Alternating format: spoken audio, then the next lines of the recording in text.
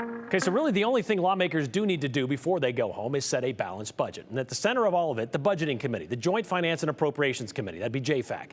Leaders there have worked in recent years to kind of change the flows and how make that committee more efficient. Question is it working, or is it basically a power grab, putting everybody in chaos? Depends on who you ask. Joe Paris, well, he did that.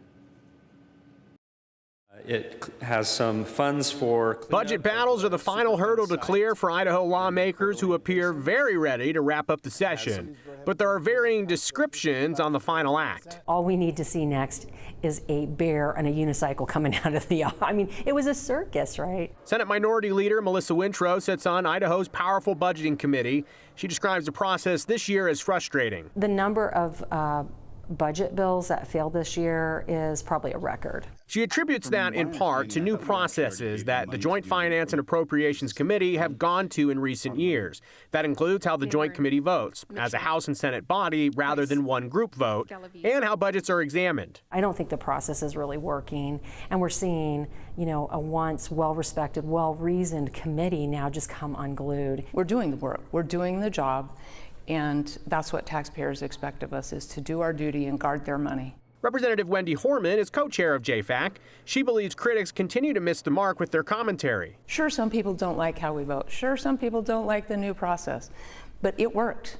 It worked to restrain new growth in spending, and we did the job. We set a balanced budget. Technically, that's the only thing we have to do when we come here. Horman points to final results, pending final approval from all lawmakers in the final days. We ended up with 6.7% budget growth on the general fund, but 5% of that was purely for the maintenance. So what we funded last year plus salaries and benefits. So technically it's only a 1.7% increase in new spending on the general fund this year. That's nothing short of a miracle, in my opinion. We are an efficient government, bare bones, and we take pride in that already, but now we've cinched the belt so tight we can't even find our belly button, quite frankly. A shared frustration across the aisle, a segment of lawmakers that appear to vote no on budgets no matter what. They certainly do. I have evidence of that in the vote counts on the budgets. And so, yeah, sometimes that is frustrating when you're in here doing exactly what they've asked. Well, most people have asked. Some people want bigger budgets, but not the majority. And then they won't support when we make that effort because it's not zero. And there's a solid group that just votes no. Doesn't matter. No.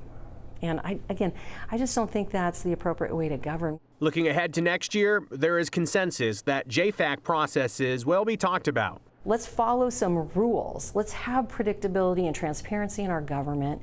And let's do what's best for Idahoans and not our own individualistic stances and our party ideology. So we'll have that conversation over the summer, as we have had the last 3 summers.